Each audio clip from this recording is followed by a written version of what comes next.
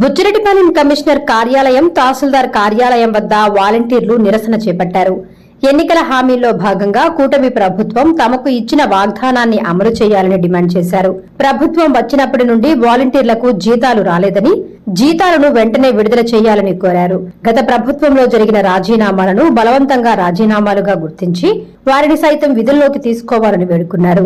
అనంతరం కమిషనర్ చంద్రశేఖర్ రెడ్డి, తహసీల్దార్ వెంకటేశ్వర్లకు వినతిపత్రం అందజేశారు. ఈ కార్యక్రమంలో వాలంటీర్ యూనియన్ నాయకులు కాళేశ, రుక్మిణి తదితరులు పాల్గొన్నారు. నమస్కారం అండి. నా పేరు షేక్ కాళేశ, మాది బుచ్చిరెడ్డిపాలెం. నేను సచివాలయం 5లో వాలంటీర్గా నిర్వహించాను. ఇంతకుముందు కూటమి ప్రభుత్వం వచ్చిన తర్వాత నారా చంద్రబాబు నాయుడు గారు తిరిగి వాలంటీర్లను విధుల్లోకి తీసుకుంటామని హామీ ఇచ్చారు. ఆ హామీ మేరకు ఇప్పుడు మేము గౌరవ ఎంఆర్ఓ గారికి, గౌరవ కమిషనర్ గారికి, గౌరవ ఎంపీడీఓ గారికి అందరికీ వినతి పత్రం అందించడం జరిగింది.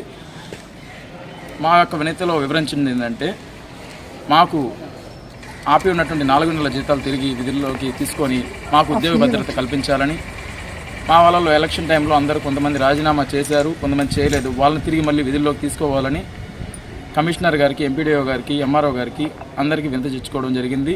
అలాగే మా అధ్యక్షులు, రాష్ట్ర అధ్యక్షులు షేక్ హుమాయూన్ బాషా గారి ఆదేశాల మేరకు ఈ ప్రోగ్రాం బుచ్చిరెడ్డిపాలెం మండలం చేయడం జరిగింది. రేపు మళ్ళీ కలెక్టరేట్లో కూడా చేయడం జరుగుతుందండి. తర్వాత జిల్లాలన్నీ కలిసి ఒకసారి రాష్ట్రంగా చేయాలనుకుంటున్నామండి. ధన్యవాదాలు. Yeah.